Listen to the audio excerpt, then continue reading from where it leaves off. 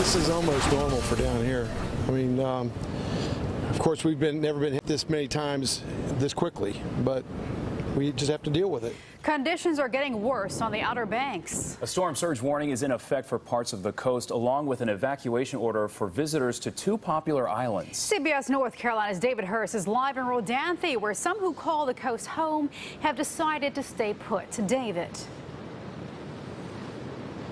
Yeah, Sharon, folks who live on this road right here, a lot of them decided to stay. But this is what they're dealing with right now. Heavy wind, heavy rain, and if you check out the ocean down there, they're dealing with treacherous surf as well. Now, it is approaching low tide right now, but earlier when it was high tide, this whole road right here was covered with water. Now it's just covered with sand. Somewhere underneath all this sand is the road that once was standing here. As you can see, this gentleman's property right here still has a good bit of standing water, and he actually left a couple of minutes ago to go get more sandbags here. But he, along with others, tell me this is something they are used to during hurricane season.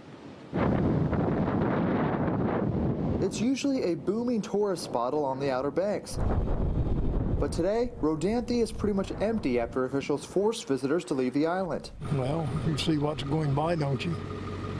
There's nothing here. Those who stayed are watching the tide wash up on the road and along their properties. This is almost normal for down here.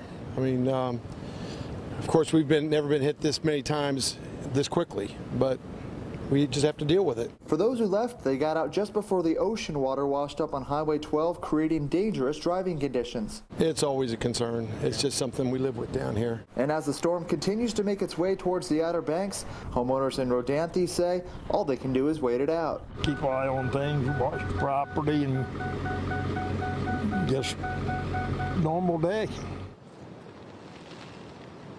And earlier this afternoon, officials issued a storm surge warning for the southern parts of Hatteras Island, which is about 15-20 minutes from here.